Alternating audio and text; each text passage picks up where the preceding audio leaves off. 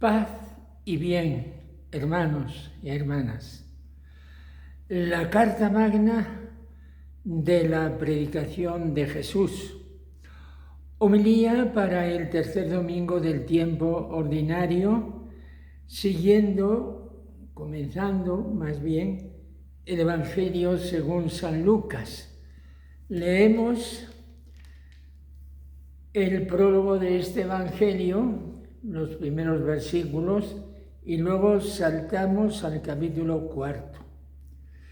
Puesto que muchos han emprendido la tarea de componer un relato de los hechos que se han cumplido entre nosotros, como nos los han transmitido los que fueron desde el principio testigos oculares y servidores de la palabra, también yo he resuelto escribírtelos por su orden, ilustre Teófilo, después de investigar todo diligentemente desde el principio, para que conozcas la solidez de las enseñanzas que has recibido.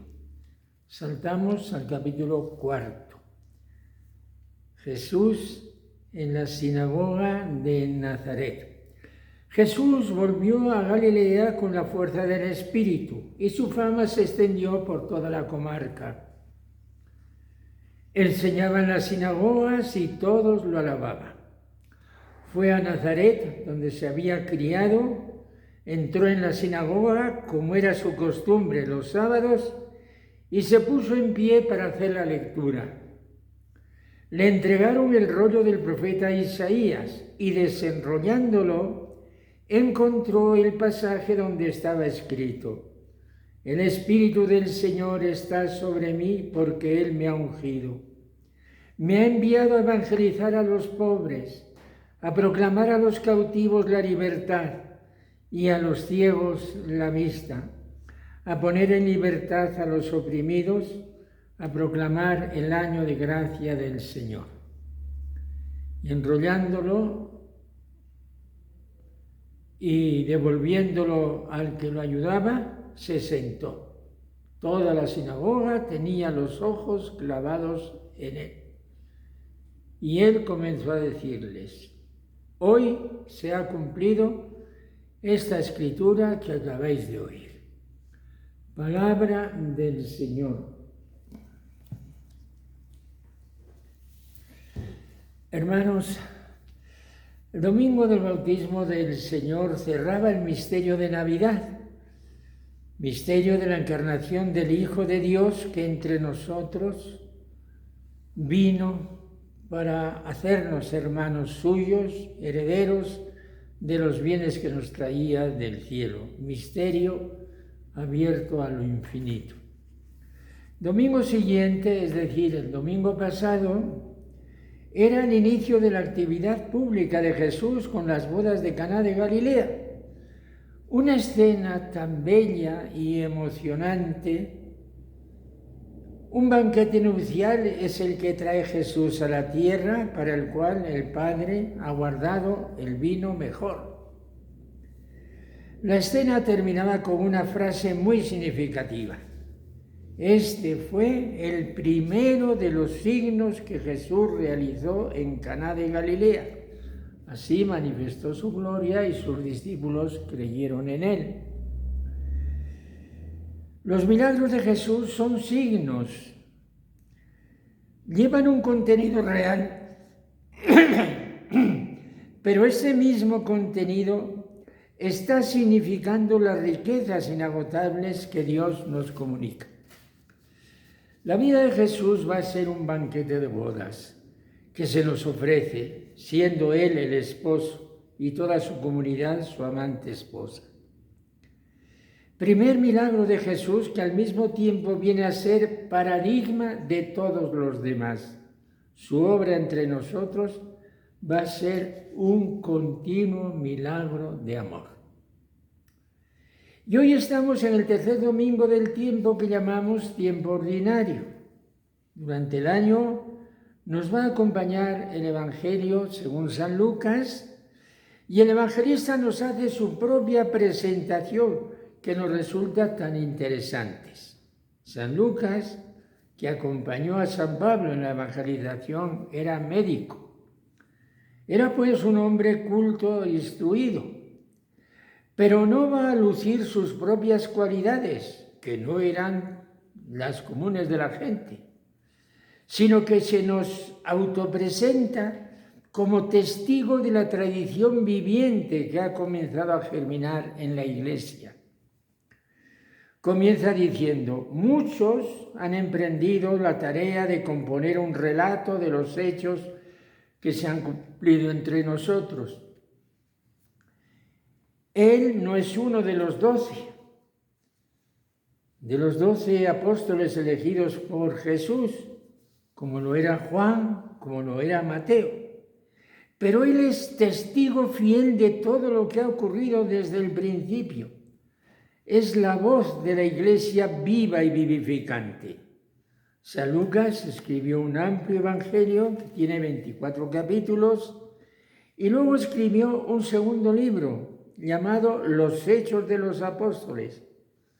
La Iglesia le debe imperecedera gratitud por toda la inmensa que realizó y que nosotros la disfrutamos.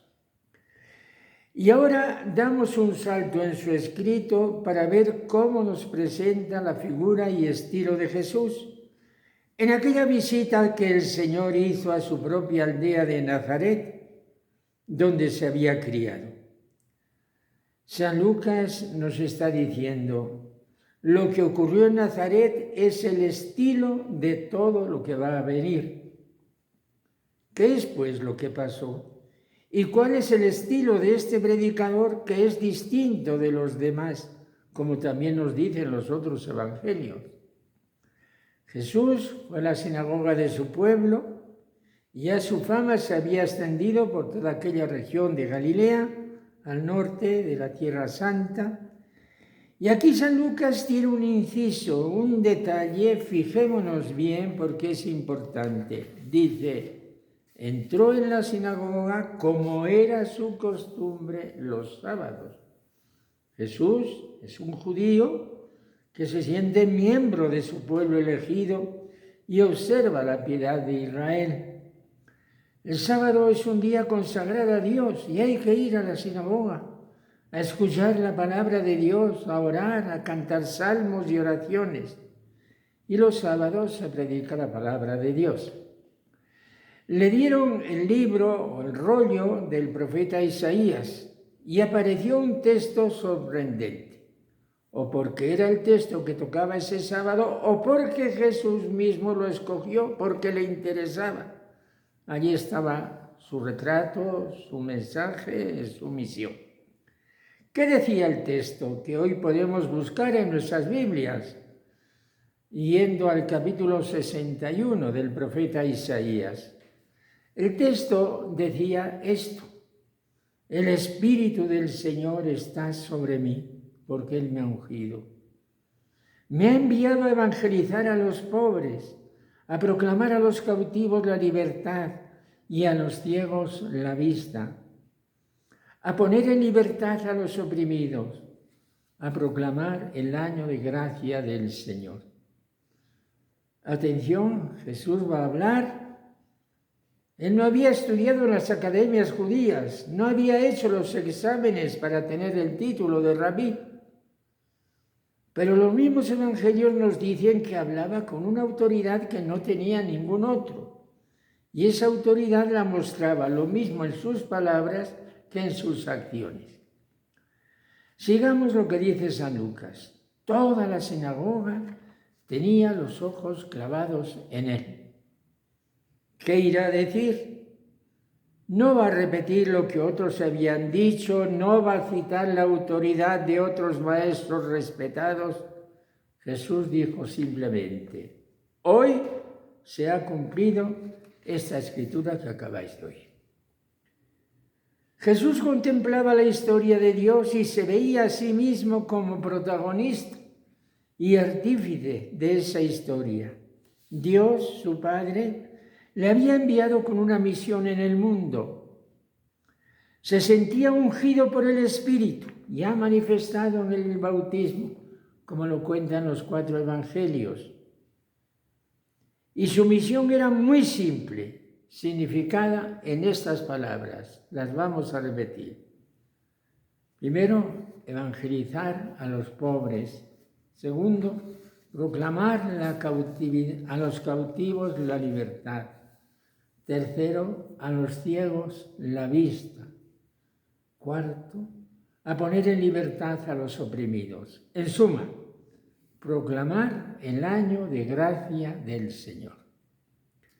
Es decir, Jesús venía al mundo en pobreza, veía al mundo en pobreza, en esclavitud, en opresión, en sufrimiento, y Él venía a consolar, a sanar, a perdonar. Él no venía con la vara del castigo a poner orden, no venía tampoco como un conquistador triunfante a engrandecer y dar gloria a su pueblo, todo lo contrario. Él venía como consolador, como redentor, como liberador. Él no necesitaba ejércitos que le acompañaran, ni quería ostentar ningún poder o grandeza. Venía en otro plan. Dicho con otras palabras, venía a amarnos, fuera como fuera. El espíritu que llevaba consigo y que quería derramar en todos era eso: espíritu de amor y de comprensión, espíritu de ternura y de bien.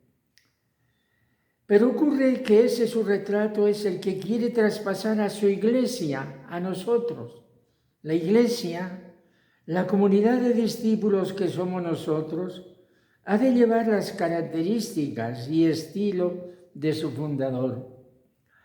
Si la iglesia aspirara a grandezas humanas, a medios de poder, aunque fuera para hacer el bien, a ser una potencia mundial, se equivocaría. Estaría fuera de las intenciones de su fundador. Ciertamente la iglesia se ha equivocado cuando ha buscado estas grandezas y poderes humanos.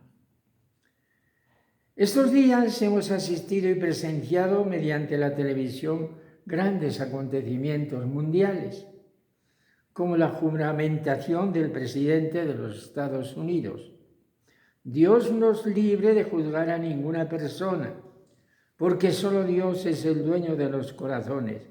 Pero tenemos hechos y palabras ante los ojos, y es de sabios ver, comparar, reflexionar. Comparemos el lenguaje que usan los poderosos de la tierra y el lenguaje que trae Jesús. Son dos órbitas diferentes. Esa grandeza que quieren los líderes mundiales para sí mismos y su país no es la grandeza que busca Jesús. En el Sermón de la Montaña, Jesús nos dice que somos sal de la tierra y luz del mundo. ¿Pero cómo? Desde la sencillez y la humildad, de tal forma que cada cristiano, yo mismo, he de ser un profeta de Dios por la bondad que irradio, por el amor que me lleva a hacer el bien donde pueda y como pueda, sin pretender triunfos y alabanzas por ello. San Lucas, a lo largo de su Evangelio, va a recalcar fortísimamente la misericordia de Jesús, como si ese fuese su rasgo principal, la acogida que tuvo con los pecadores. Si Jesús hacía milagros, no los hacía para mostrar su superioridad sobre todos, sino pura y sencillamente para mostrar la bondad de Dios en medio de nosotros. Hermanos, vamos a cortar aquí nuestras palabras que podríamos prolongar y prolongar. Durante las semanas del tiempo ordinario seguiremos la historia de Jesús con San Lucas al lado, con unas palabras y otras, porque cada evangelista podía componer las escenas a su modo. Los cuatro nos dicen lo mismo: Dios es amor. Y podemos fiarnos sin condiciones de ese amor que, pase lo que pase, no nos puede fallar. Terminemos pues dirigiendo nuestra mirada a Jesús, que con tanta dulzura habló aquel día en la sinagoga de su pueblo de Nazaret. Señor Jesús, te agradecemos el habernos revelado el corazón del Padre. Nosotros queremos ir por este camino. Queremos, como tú, estar cerca de los pobres, de los oprimidos, de todos los que sufren. Y bien sabemos que tú vives entre nosotros y tú nos ayudarás. Amén. Hermanos, hermanas, paz y alegría y Santo Domingo como día del Señor. Paz y bien.